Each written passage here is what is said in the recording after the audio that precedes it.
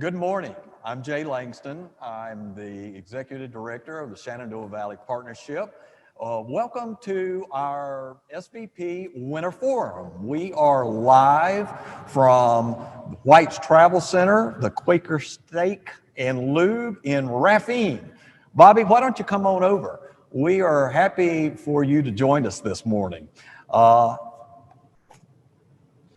want to introduce Bobby Bergstrasser, who is the owner and the developer and the force behind White's Travel Center and all of this huge complex here. And I do call it a complex, and we'll talk about that.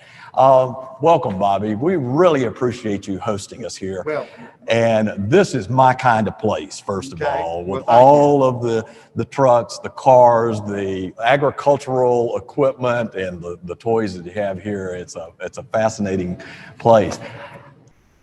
We wanted to talk about what is going on in the southern portion of the Shenandoah Valley region this morning, and not to just focus on logistics, but the trucking industry is a $700 billion industry for the U.S., and about 70% of our goods, actually travel by truck. Bobby, you have an amazing complex here. Why don't you give us the history of White's, the travel center here and what you have going on? Well, White's was built in 1970 with Dave and Peggy White. And Dave had this vision that truck stops were going to become chains and places for the traveler and the trucker to stop. And so he came to Raffine and at that time built, it was a 76, which was a chain.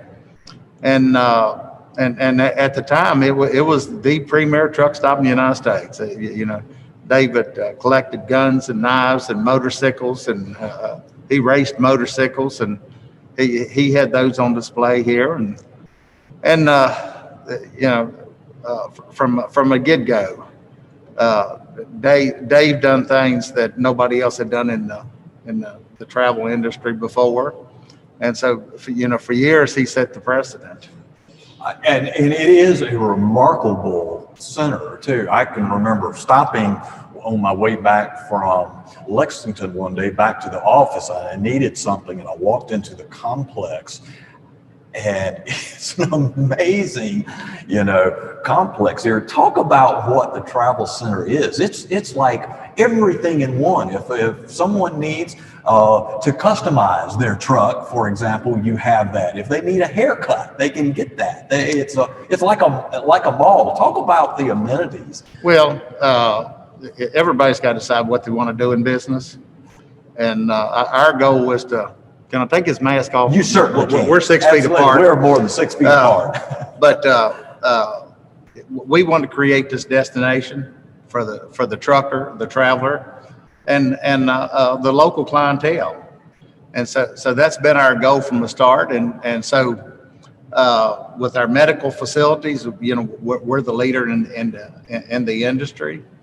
But we've become that destination. And what people don't understand many times is that driver that's driving from Charlotte or New York or maybe Texas is that many times, especially today, is that they have that same route, especially with just on time delivery. And so we've become his stop away from home. And with the traveler, you find that people go on vacation a lot of times the same place every year.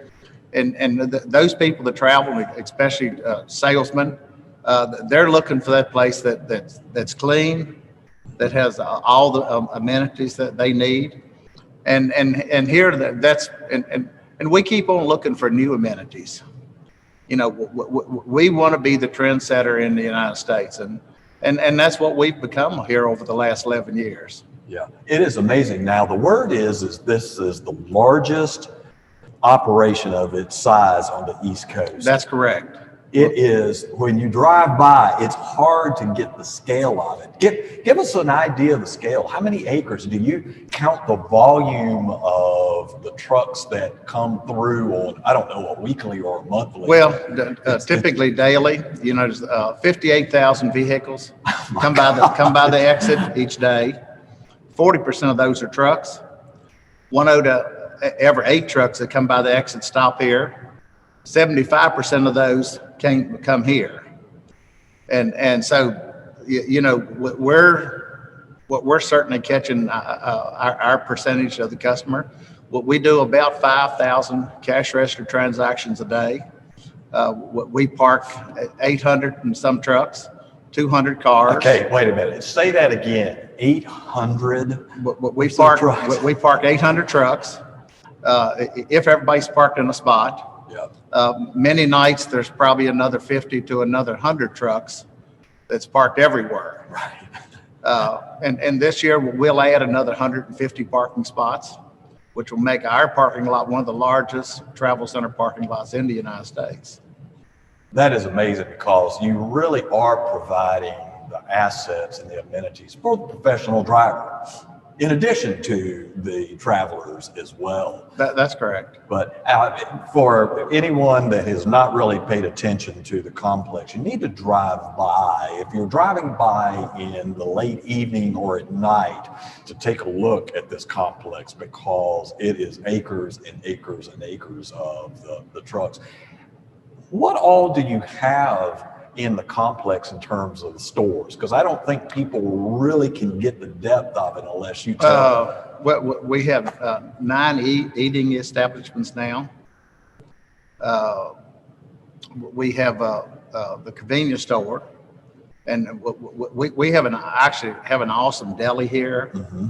That is just incredible. The amount of fresh food that we make, salads, turkey legs, ribs. We'll sell about 1,000 pounds of beef ribs a week. It just amazes me that these drivers will sell 60 to 75 turkey legs a day. But a theater, gym for the drivers. Yes, I do remember the gym and the theater. Barber and beauty salon. Mm-hmm. If you're bored and you're traveling up and down the road, you like to have purple hair, we can fix you up. With Orchard Creek, it's become kind of a boutique and shopping center. The Mercantile, mm-hmm. The things that 10 years ago you would never think about selling in a travel center, mm-hmm. Wrangler, Ariat, mm-hmm. Sunglasses. Oakley sunglasses, but it's name brand. That these drivers are spending hours and days yes. in a truck. Yes, and so they want quality when they stop. Absolutely. We work hard to hire a clientele that we feel like is a step above our competition. We have many employees that's been with us now 30, 40 years. And it's still a place to work, but we never wanted to be like anybody else. The Quaker Steak and Lube gives us kind of a fine dining experience. Yeah, let's talk about the facility here, mm-hmm. and the amenity, because it's new and I would assuming it's more than a normal Quaker Steak and Lube operation. If you can just see in the background here, tell us about it. What's the concept? Everybody collects something. I collect old filling station paraphernalia and some cars and toys, and so this will give us a place, but it's going to also give us an event center. At yes. some point, yes. COVID would be over. And so we'll have events here on a regular basis. If you've got a group of 200 people and you need a place to meet, we'll be able to do that for you. Are y'all listening to that? A place for 200 people. But our Quaker State has an incredible menu. building it separate from the travel center. Many times the traveling public is a little bit intimidated by the trucks. And so we thought, okay, let's put it close enough to the travel center that will cater to the driver, Right. The traveler, but yet make a separate entrance. And so with Quaker State, we feel like we kind of fill the void. We have all these fast food. We have another sit-down restaurant with the Iron Skillet. We have the deli, but Quaker State allows us to service a customer that we didn't service before. Talk briefly, simply to satisfy my mechanical aficionado needs, but talk about the museum and how you're building this out and some of the collection that we have right around us. Well, I like the old gas pumps. Yeah. And it tells a piece of history. I was speaking with some of them over there. I was telling them about a gas pump I've got from the 30s. And you actually had one hose coming from it, but you flipped a valve inside and you could get either kerosene or gasoline by the flip of a valve. And I'm not sure OSHA would be good with all those things today, but it's like it's amazing how far technology has come, but yet it's nice to look back at that past those pumps and those. I was showing one of my grandsons yesterday. He races go-karts, and I said, okay, son, I said, your go-kart puts out 12, 15 horsepower. I said, but one of these old hit and miss engines that weighs 1,000 pounds put out 4 horsepower. I said, your go-kart motor put out 3 times the horsepower that this 1,000-pound engine put out. But it's, I think it's important for especially our young people today, Yes. to understand where we came from, Yes. and what it took to get here.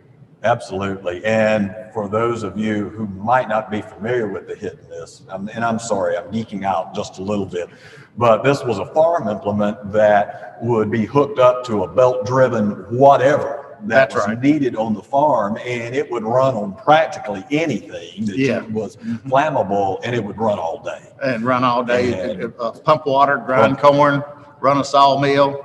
They were the first gasoline engines. Exactly, and there's a row of about 6 over on the far wall here. So it's a great testimony to, both the agricultural history of the region and the valley and sort of the roots of what we're talking about here as well. Finally, Bobby, you're a leader in the community here. You've created a phenomenal facility here. What's your vision for the southern part of the Shenandoah Valley and Rockbridge County area? And Well, I had an old friend that I played softball with 40 years ago. I hadn't spoke with him in 40 years. They called me for the other day, and we were just talking, and he said, Bob, he said, what y'all have accomplished out here is incredible. He said, somebody asked me, said, don't you want to move closer to town, to Waynesboro, where I work? And I told him, I said, no. I said, first it's home. But he said, I drive 2 miles to my dentist, 2 miles to my doctor. He said, I got fine dining. He said, no, what reason would I want to move to town? And he said, I have everything I need. And so we'll continue to look for amenities. Growth is not our ultimate goal. We'll grow because we want to take care of our customer. But we'll add parking this year. We're looking at a new addition, a new shopping mall with the travel center. Mm-hmm. We'll certainly look at other food items if we think there's a need. And we've been here 11 years now. It's incredible how we've been blessed in those 11 years. And it does a number of things. It allows us to be good to our employees. It allows us to be good to the community. And so, I'm 70 years old. I'm still excited to be in business. Somebody said, when are you going to retire? And I said, let me understand this. I said, so I get up every morning and I go do what I want to do. I said, so what is retirement? It's just, it's an opportunity of a lifetime. And it's a good opportunity for our employees and our associates. It's a good deal for the community. But who knows? I mean, who would have ever thought in Racine, Virginia, that you'd had these opportunities?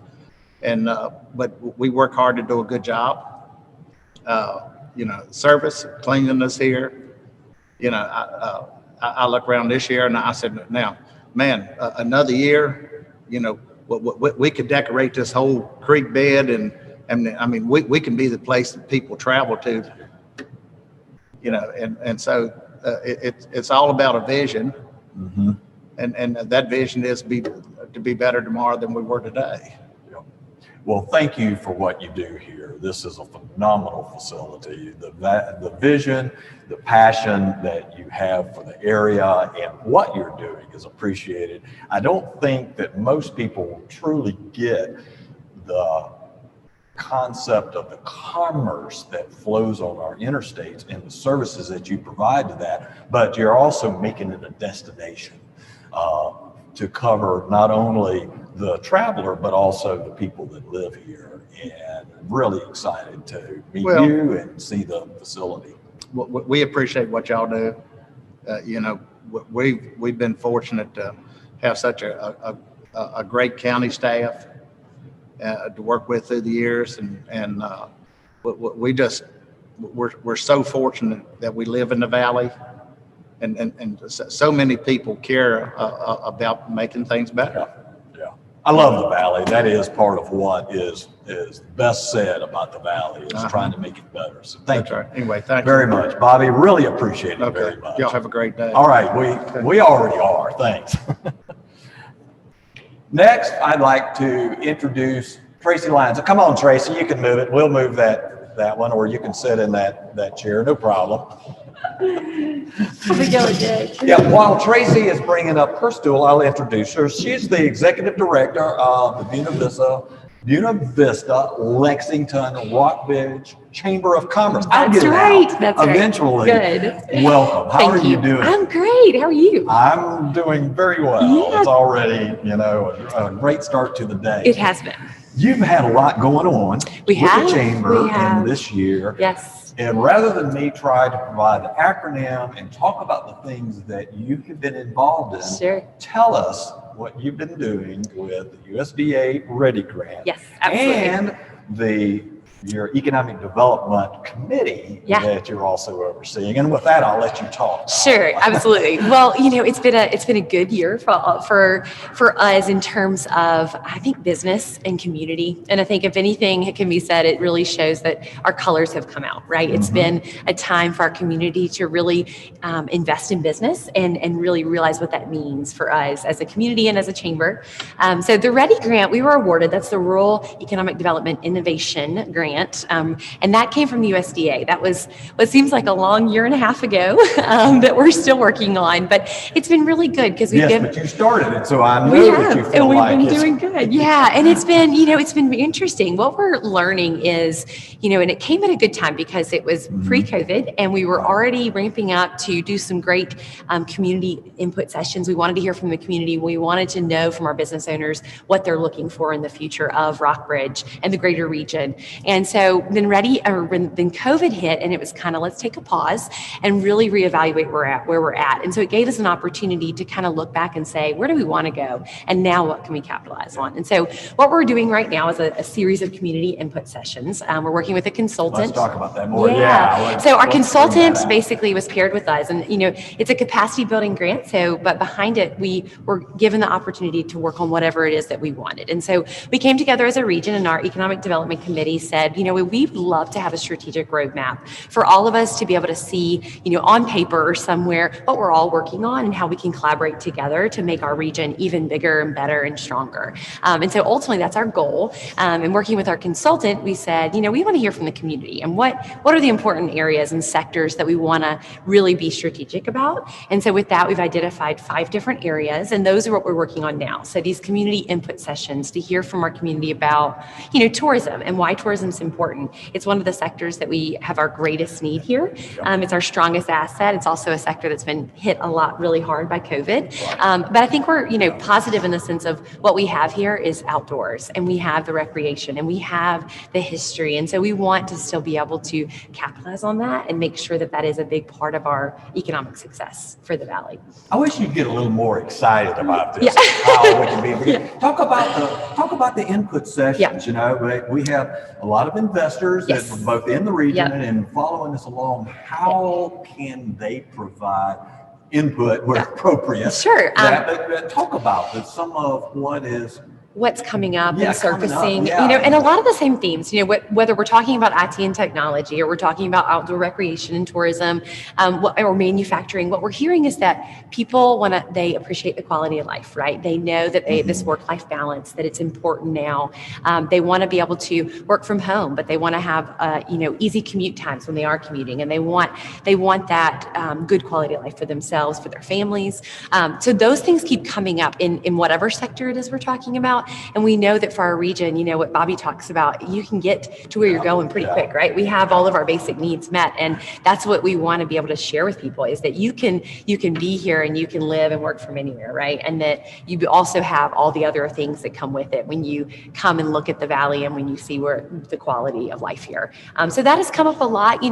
Workforce has always been a hot topic, and it comes up with every sector we're talking about. But I think what it's made us realize is what's important to workforce and to our people that are, our workers, our community, what they're looking for out of a job and out of life, and helping us meet those needs. What is it you don't have, and how can we help make your life possible, right? Whether that's childcare needs or whether that's, affordable housing and that kind of thing. We're having those conversations, which I think is important for all the partners to be at the table when we have them. So you think the conditions that we have endured this year have helped in that regard of people seeing and understanding that the workforce and the quality of life and the quality of place and all is really coming certainly. And we've seen that's the biggest, input. I think that people are now, that's kind of was always on the back burner. It was always there, but now it's like coming to the forefront because people realize that, right? And I think, we're appreciative of that, but for our community, it's very important. And it always has been.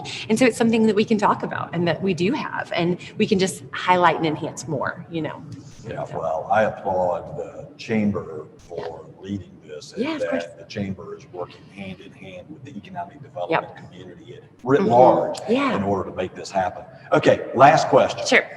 What is your ideal day in Lexington? In Lexington, which is tough because our county is beautiful, and Lexington is very quaint. We had a lot of people talk about Lexington, that it sometimes lives larger than it is because it is a small town. It's 7,000 people, but it has all the amenities that you would see in a larger city. And so, for me, I thought about this a little bit, but I think for me, starting the day off with a run is always fun. For me, it's a great place to run in Lexington. We have a beautiful trail that runs through the city and through 2 of our colleges.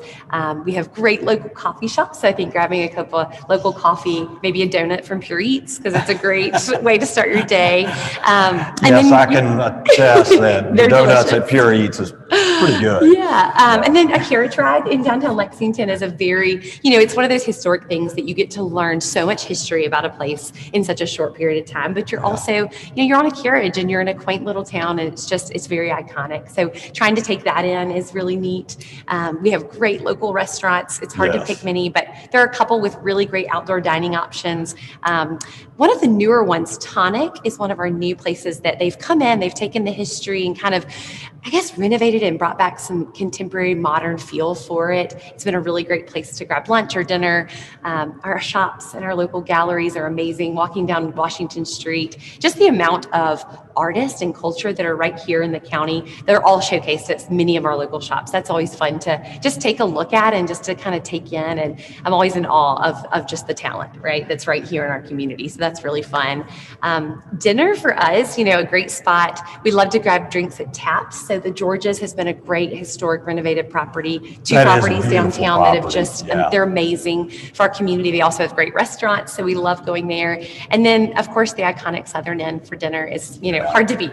Fried chicken or meatloaf or one of George's specials is always good. But it's, it's just you feel very like you're in Lexington and Rockbridge and enjoying, that farm to table fresh food, and it's just awesome. It's very good.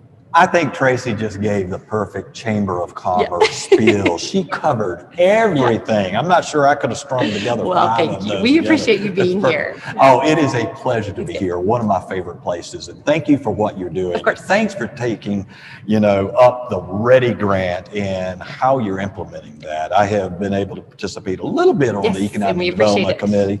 And it is a great group of people. You really brought together a good mix to talk about what the greater need is in order to make the area prosperous. Keep moving. All right. Well, thank you, Tracy. I appreciate it. Oh, my pleasure. Thank you very much.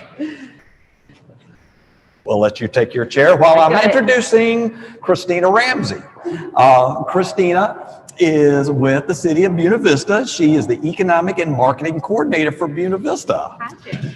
Good morning. How are you? Thanks for being with us. I'm doing well, and how are you? Good. All right.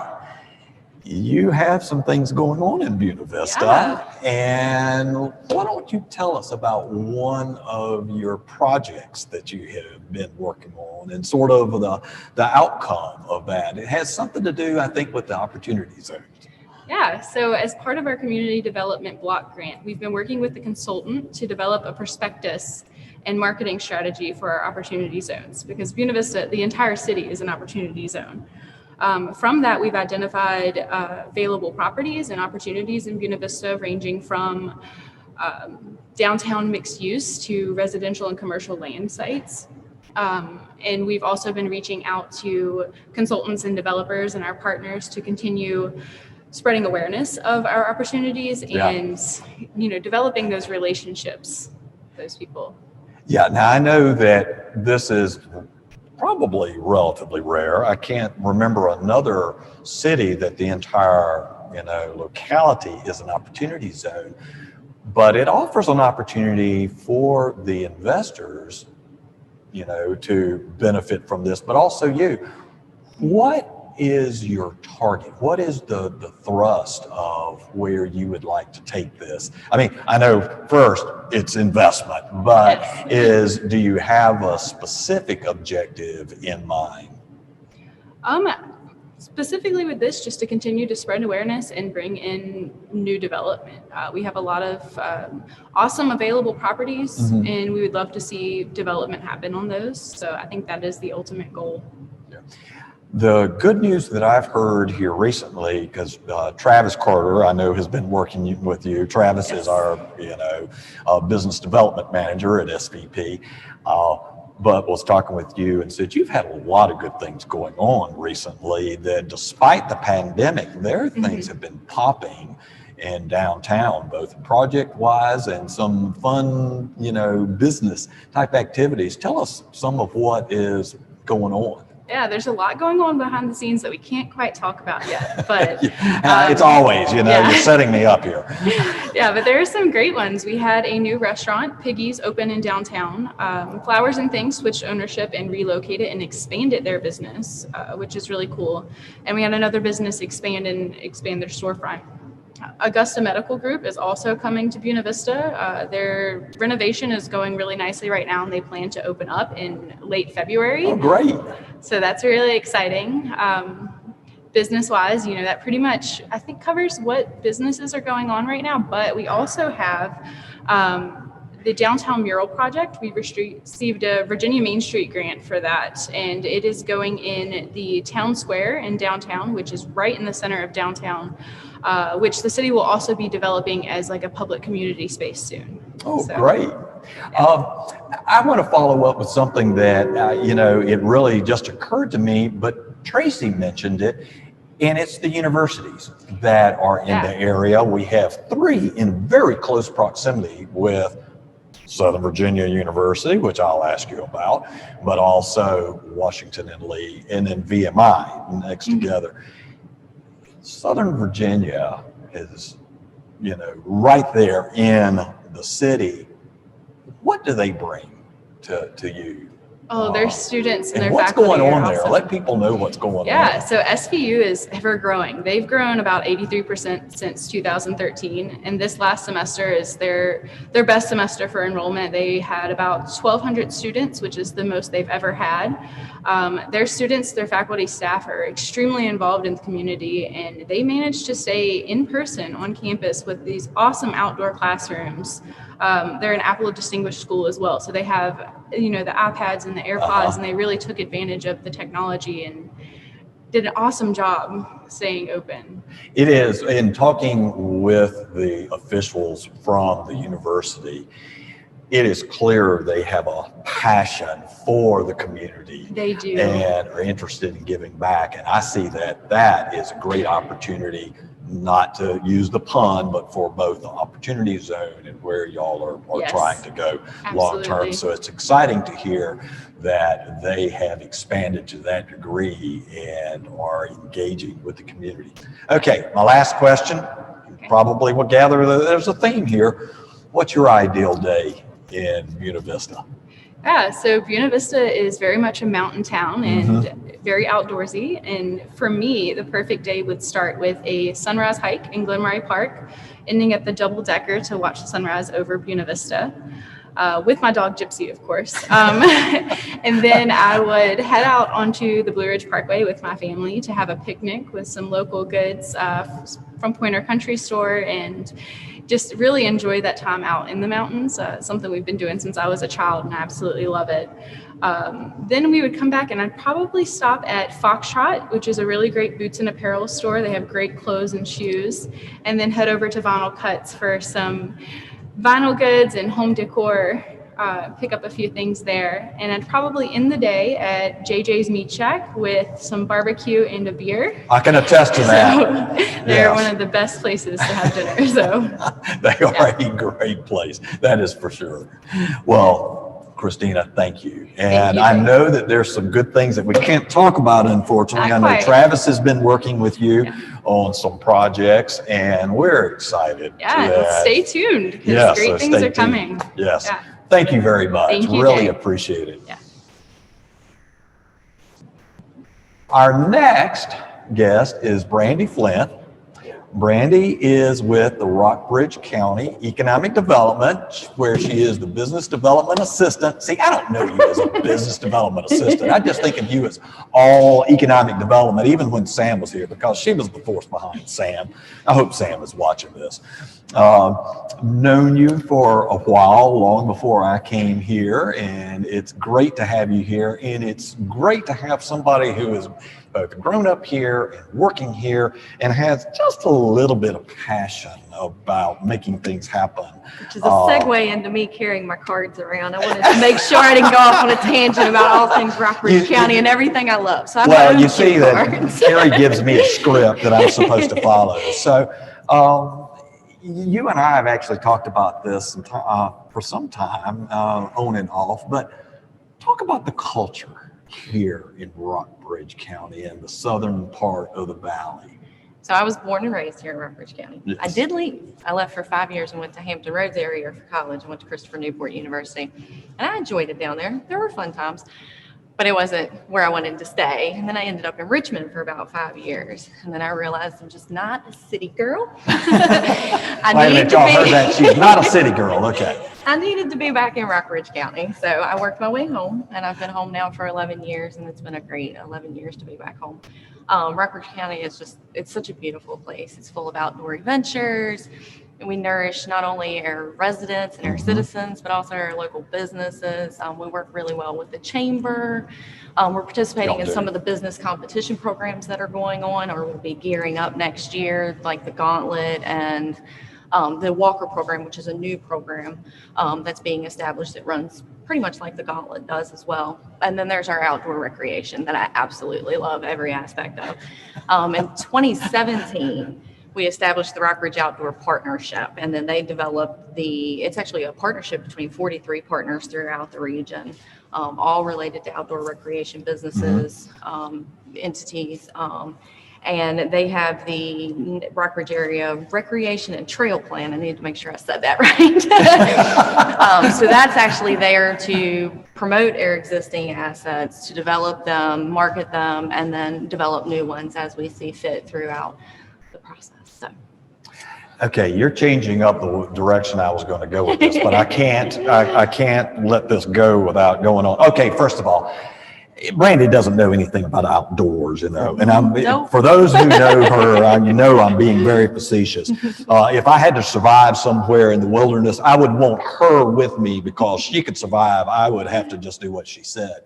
Talk about outdoor amenities, the recreation, and your vision, sort of how do we weave this in to economic development and the community development for the county in this region, this part of the region, all of the region. I mean, as I said before, we have some amazing recreational assets. I mean, we've got the James River, we've got the Appalachian Trail, Glasgow, which is the entrance to the southern part of the Shenandoah Valley, is an Appalachian Trail. Right there. Yes, the Maury River. Actually, the Maury River, fun fact, is contained completely in the borders of Rockbridge County. So it starts, it's the Little and Big Calf Pasture River combined and form the Maury River, which then flows into the James. It is solely contained in Rockbridge County. So it's our little river. And then, of course, we got the James River on the southern end of the county. We have the Natural Bridge State Park now, which was established in 2016. They've done some amazing things at the park. They've increased visitation over the years. They've developed new trails, fixed the old ones, and their master plan. Future master plan came out last month, and it's got some great ideas in it. I mean, they're talking campgrounds, and it's so exciting to have a state park now, and to have that asset promoted through the state system. And the Natural Bridge is such a wonder to see. I mean, I still love going down there to see it with my friends and family. It's crazy to stand there and look up. Yeah, and you grew up very close to it as well. So I mean, they're school field trips, and it's interesting because my niece, she's in Natural Bridge Elementary School, and one of the things they do on a regular basis is they go to the park. All of our school kids have access to, going to the park, but she loves going to it, and they go on a regular, not during quarantine and COVID, but last year. There'll be the opportunities to do that again. I know that there has been a lot going on with the state park there at Natural Bridge. Has it, what am I trying to say? Has the count, the visitor count, been able to go up, except for, I guess, COVID, but a lot of people are going outside during this time. Even with COVID, they have seen pretty much a slightly higher increase because people are getting outdoors. And it's one of the things with the pandemic, I mean, you're realizing just how great your outdoor recreational assets are. We've had more people on the trails. We've got the Chessie Trail that runs, I think it's 7 miles one way, that runs from Lexington all the way through to Buena Vista. And we've got people utilizing the trails both for hiking and biking. The Appalachian Trails had heavy traffic on it throughout the year. And then we've had a lot of people on and off the rivers throughout the year. I mean, it's just outdoor recreation when you can't be inside with people is a great asset to have. Yeah, absolutely. And it's a great story. You were talking about businesses, which you deal with routinely, daily basis. Tell us about one of your success stories. So our community development office handles economic development, planning, and zoning, and our geographic information system. We are a little office with big responsibilities. I was going to say, that was like 4 things in one sentence. Yeah, so Sam retired, of course, but Chris and I now, and Spencer Cedar, our county administrator, who would be here today, but he's stuck on some other meetings. We tag team some of the efforts regarding economic development, community development, but we make sure that we support our local chamber. We're always available and always open to our local businesses. One of our biggest success stories, of course, has been Devil's Backbone Brewing Company, which was a project that... It's kind of a favorite, I would say. It was my first economic development project, so it's definitely my favorite. But it's one of many that we've had recently. We've had Great Valley Farm Brewery opened up, Dinovis here in the Fairfield area. Those are new businesses that have opened up. And then we've also had some existing businesses that have had, some expansions, like Mohawk had their expansion. We've had Whites. Everything that is going on here is the epitome of expansion. We've had some Byers Inc., which is a commercial pipe fitter, manufacturer, industrial business down in the Natural Bridge area. And because of their need for workforce development, they established Byers Technical Institute. So we've had some local businesses that are thriving, and they're making sure that they have what they need here, and we partner with them and try to make that happen. Why don't you describe what Byers is doing there so that people will understand that there are many ways to get into sort of the workforce training, and this is a little bit unusual. Sorry, we're going off script here, but I think it's a good story. I didn't even have to refer to my cards. So Ron Byers owns Byers Inc., and they do industrial pipe fitting, like they did some of the pipe work down at Midwest Daco, things like that, which involves a lot of copper pipe, which is a pretty expensive material. And if you have welders that don't weld correctly, then you're losing out on your margin, your profit margin, because you're replacing the pipe. So they needed some pretty well-trained welders, and they were going through like Dabney and other community college programs, which are great programs, but they needed something specific to their business. So they decided that they were just going to establish their own school and do a welding training program that specifically fits to them finding the employees that they need. It's worked out really well because they've hired all of their people, and then we've been able to actually have employees trained for other businesses in the area, down towards Roanoke area, up north. So it works out really well. Plus, our high school students are dual enrolled in the program, which is really exciting to be able to see our CTE program expand into that capacity. Yeah, and the students that come out of there have a career path. And they love it. And they love it. And they're making really good money out of there. It is a great story, so thanks. All right, you probably know what my last question is going to be. So describe your ideal day. Well, we've established I'm outdoorsy, but I'm definitely a river rat. Anytime I can be on the water, near the water, fishing, floating, you name it, on the water is my favorite thing to do.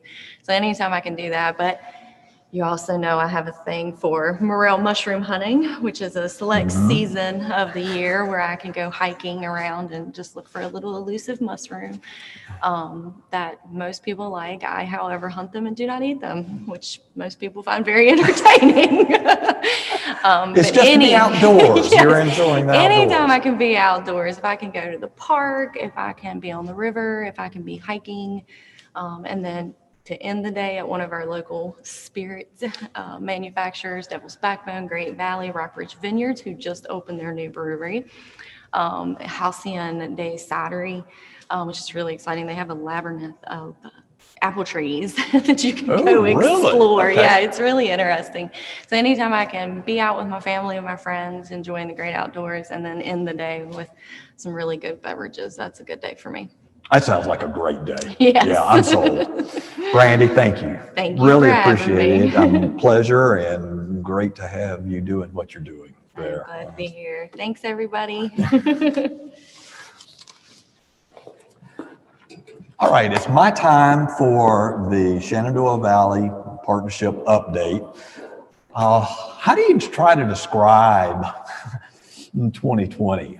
In my wildest imagination, I could not script what has occurred this year, but it has turned into a very positive year for us. And that's not to downplay the hardship and the certain hurdles that a lot of people have had, but it's really sort of the overview of the spirit of the valley. Things have have come together. People have collaborated. People have worked. In March, all the economic development community said, oh no, well, now what are we going to do? Well, immediately, all of our subregions created task force with community development people, with the chambers, and came together to address the small business needs. And we've participated in a number of those. If for nothing else, sometimes just sharing best practices from group to group. But our activity has tremendously increased this year. We have had major announcements. We have had all kinds of activities.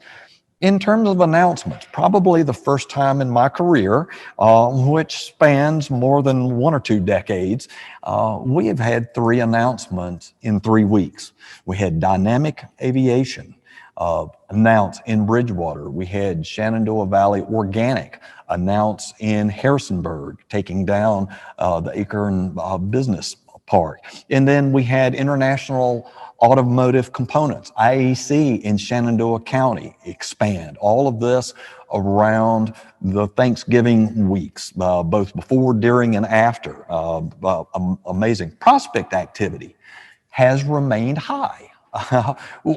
Partly, we would think, because our food and beverage sector, writ large across the country, is running at 100%, but we have continued to see not only the food and beverage sector, interest, but other companies as well. So Travis Carter has been very busy with a number of requests for information and proposals from people, and so we have been pleasantly very busy with that kind of activity. Lead generation. Again, don't think I could have ever scripted this, but we were able to transition very quickly into the virtual environment. What we're doing now, and this has worked for us. We have gotten the message out. We are having fun conducting our forums. We certainly miss our Connect events where we can get together, but hopefully in 2021, we will be able to do that again. But we have contacted, made relationships through this virtual environment and have reached out numerous times to the consultants. We have actually had an in-person consultant tour. Just before we were locking down again in November, we had 6 national level consultants in town where we showed the assets of the Valley. We actually had some both in-person and virtual industry tours while we were here, and we're able to give them a little flavor of what the Valley was about. The takeaways from that was, you have heard it this morning, embrace who we are, embrace the outdoors, embrace the manufacturing, which is very important for us, and then look at the opportunities for the niche players in this. It was a great takeaway for us to know that we're hitting a lot of the things that are resonating now with our audiences, and that it was an opportunity for us to continue to leverage that, not back away from what makes us special in this regard. We are rolling out a quality of life website. Carrie has been working very hard on the ShenandoahLiving.com site. And I said I wasn't going to talk about the URL. Sorry, Carrie, but it's not operational. It's a soft launch, just so that y'all know, but I can't go through it without saying it. I'm programmed that way. This is to a companion site, and it's to marry what we're talking about here this morning with what is important now to the economic development world. It's about talent retention, talent attraction, workforce, work and play in the same place that you live. The ability to do that. That is what we're selling. We're excited about the website. The beta testing of this it looks great, and we look forward to rolling this out very shortly.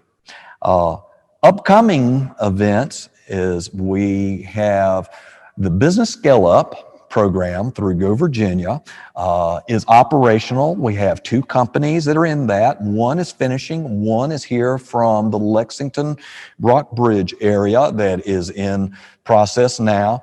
We have been deferred on our site enhancement project, but that is still moving forward. Have a call today to talk about the next steps with that. We hope to have this passed in March. We are going to be doing something that's fun. We think unique. We're going to do virtual cooking classes as a webinar. I think I've said that properly. That is a fun event that we're planning. Yes, I will be involved in that, believe it or not, but it's something that we're excited about, and I'm excited about how we're going to roll this out. Obviously, you can imagine we're going to be showcasing some of the products in the Valley through this particular program. And then lastly, we are also working on a podcast. You will hear more about that. There is a theme. We have a partner who is going to be working with us on this. And we think that this is something that will be of value to both you, our investors, our partners, our locals, and people that are interested in the Valley. We are going to give this a try. And if you have suggestions, we'd love to hear from you. So please let us know. So that is my update for the SVP of operations, and I got it covered. So our last speaker and our last guest is Gene Clark. Come on, Gene. You can come on over. Gene is the director of our tourism in Lexington and Rockbridge. And Gene and I have known one another, I don't know, approximately 10 years or so from a project that we worked together a long time ago. Yeah. Do you remember the project? I do. That was some fun times. It was fun times. It was an interesting project, that is for sure. And then I had the pleasure of working with Gene's daughters while I was at Virginia Economic Development Partnership, which now both are back in the same organization. That's exactly right. You know, It's kind so, of fun. yes, kind I of heard fun. from Caitlin not long ago. Yeah. So wanted to talk about, we've talked about it some already, but to talk about the tourism aspect, the quality of place aspects. You were part of the starting of the Shenandoah Valley Tourism Partnership, 2017. Tell us what's going on there, how that all came to be, some of the things that you're working on, and Happy where to. we're going. And I'm sure you'll cover a lot of what I was going to ask. But I don't know. And it's actually even before 2017. I was looking at that date on Carrie's notes, and I thought, it feels like I've been doing that a lot longer than that. But it was born from the thought that the Shenandoah Valley, the brand of the Shenandoah Valley, is so much larger than our individual brands, So the Shenandoah Valley Tourism Partnership represents 11 tourism development and tourism marketing offices from the Southern Gateway, Natural Bridge, Lexington, Buena Vista, to Winchester. And we cover, I think it's 14 different jurisdictions. And we work together to market the Shenandoah Valley as a destination where people want to come back time and time again. And through all that, we've jumped through lots of different hoops. We have a great group of people. I can't even begin to wax glowingly about all my colleagues, because everybody has a different talent, a different interest, a different love, and they bring it to the table, and it all works together. And it's just such an inspirational group. So, we've done PBS travel shows. We've hosted hordes of writer groups. We've had all kinds of adventures. And, you saw the headlines. Tourism expenditures in the Shenandoah Valley were almost $1.6 billion in 2019. So what? 1.6 with the B, yes. With the B. That is significant dollars coming in. It is. And that's part of the whole makeup of the Valley, is what it is. And so with the partnership, we work to pull out those common themes, the thing that weaves us all together. And so we've done research, we've got some common pillars, and we've just launched our second website, a new one, and it all ties together our marketing campaign, our social media. It talks about, we have different guides within that website that tease out, special things. And then our blogs follow that up, that takes you into a deeper dive into all that. But it's the commonalities between our communities in the valley, and then the things that make us special, that set us apart from everybody else. Yeah. So it's been one of the joys of my career is to work with this group of people. They're all just so brilliant, and I just hope that all the localities throughout the valley know what kind of wonderful people they have working on their behalf. Well, I'm a fan of what you're doing, and part of it is, well, not part of it, really, all of it is so important now in how what you're doing and traditional economic development is blending together. Right. And so it's extraordinarily important, and part of what we sell, and it's part of what the consultants were telling us, about when they were here, and they were from all over the eastern U.S. But I think it's important that people understand what you're doing is not about just the visitors, it's about the people who live here already. And I think people most of the time think that, this is just attracting people in, but it's the very amenities that we enjoy as citizens here. And we talk about that more and more as we move forward, because, I can remember when I took the job as director in Lexington, and my brother saying, what are you going to do that's going to be different from anybody else? And I had to stop and think about, where that tipping point is between what's enough and what's too much, or what ruins experience for people who live and work here every day. And so, we've started to talk more about the sustainability of our product and how we can take care of what we have and build that conservation piece into it. Because, it's who we are. My taproot runs real deep. And I just, that is just, it kind of is an emotional spark there. So it really is. One of the programs that I know you're engaged in is the Wanderlove program, which I hate to say I was not aware of beforehand, but talk about that. So Wanderlove was a recovery grant opportunity from Virginia Tourism Corporation. Our state agency does all sorts of things to, help us grow, help us learn, and give us a lift. And so the Wanderlove grant was an opportunity for all of our communities who were affected by COVID, which, everybody was. And so our Wanderlove theme is small towns, big backyards. So what we've tried to do is create an experience, ideas, activities, adventures for an epic road trip that include those small towns. It includes our outdoor recreation. It includes the Love Work signs that you see. Yeah. All those hidden gems. Which have become amazing tourist attractions. Yes. Everywhere where people are going and traveling around to do that. It's wonderful to see. Pretty brilliant on somebody's part, huh? yeah, exactly. I'm sorry, go ahead. So anyway, that's what Wanderlove is. And so, lots and lots of communities throughout the Commonwealth were afforded those grants, and so we're all building our own little road trip. And part of it also is slowly crawling your way back up to those 2019 numbers, and what's that is that you can hang on. Maybe we're not bringing folks in from St. Louis now, but it'd be nice to bring folks over from Virginia Beach. Right. So just trying to dig our way back into that. Yeah.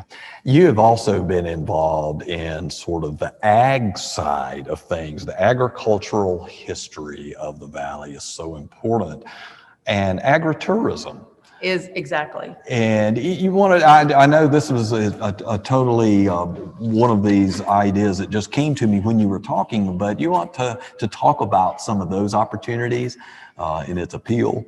Well, it kind of got kicked off with the Central Shenandoah Planning District Commission and their Fields of Gold project, which was a farm trail throughout their footprint and has grown outside of that footprint.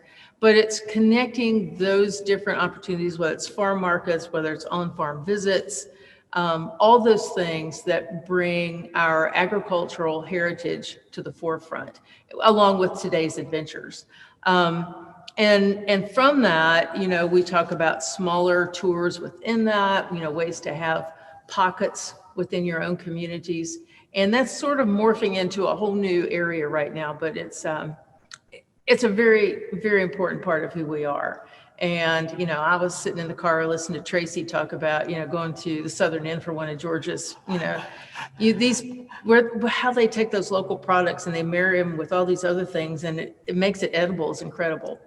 Oh, didn't mean to rhyme there, but Way to go. I couldn't have done that. Well, okay. Last question, and you can imagine what this is. What would you recommend for the ideal day for a visitor or a local for a winter day in this region? In this region? Well, when you say region, I think of the valley, and my mind immediately goes to the two big granddaddies, Luray Caverns and the Natural Bridge, which our karst topography has helped us, Yes. has given us those gifts. Yeah. And they bring in hundreds of thousands of visitors each year. But for me personally, I can think of two things on both ends of Rockbridge County. One of them is just up the road from us here at the Brownsburg Museum. Brownsburg Museum is a very small museum in the little village of Brownsburg, and their current exhibit is called Cradle to Coffin, and it's a nod to country stores. Mm-hmm. And it's, you can arrange to have a private, you just call, make a reservation, so you're not in the museum with anybody else. You're there with yourself or whoever you bring with you. And it's all the things that evoke those memories of people who grew up with country stores. Mm-hmm. And so, usually after a summer supper, at least once a week, Mama would let us ride our bikes 3 miles to the closest country store. And I'd always use my money to buy candy cigarettes. Which I remember those, yes. Yeah. And, and then that big barrel of saltfish that you tried not to look at when you walk through the door. And this exhibit just, it even has the rainbow bread thing across the screen door, and this door slams just right. So that museum, that particular exhibit is a lot of fun. But the other part, so I have young grandchildren, and yes. For the past 9 months, it's been, how many ways can we stay outside? How can we burn off some energy, be safe about it? And so the Jefferson Point at the Natural Bridge State Park is a easy uphill, but easy half-mile climb to where you have the most glorious view of the Blue Ridge. And there's plenty of room to play around up there and look around, and then it's all downhill from there. Yep. So, that sounds like a great opportunity for people. So thank you. And thank you Thanks for having me. I appreciate it. Thanks for allowing us to be here. It's pretty fantastic. It is a phenomenal facility. It is something that we hope to get the news out to everyone, something that we hope to take advantage of exactly here in the near future. Yeah.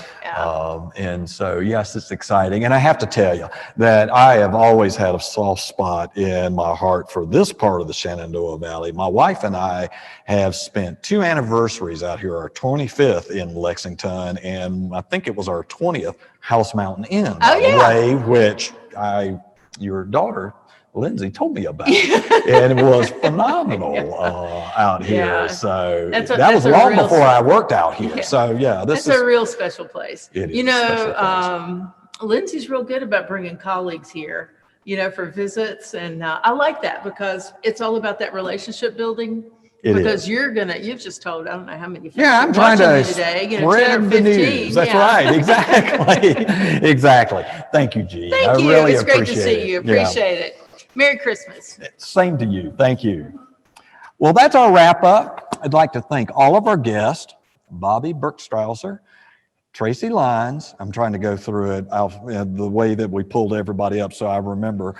Christina Ramsey, Brandy Flint, Jean Clark. Really appreciate the ability of everybody showing up and talking about what makes this place as special as it is. And if you have ideas for our future forums, Carrie may shoot me, but please let me know if you have places that you would like to have us conduct a live webinar for one of our forums. We'd be interested in what you have to say. And then finally, I would like to end the message with, we know that this has been a trying year. It has been tough for many of us here, and we don't want to forget that. So the message that I leave with you is empathize with those and for those who are less fortunate than you. Have understanding and tolerance for those that are unlike you. Cherish those that you love and hold them dear. And finally, take good care of yourself during this time. You owe it to yourself, really.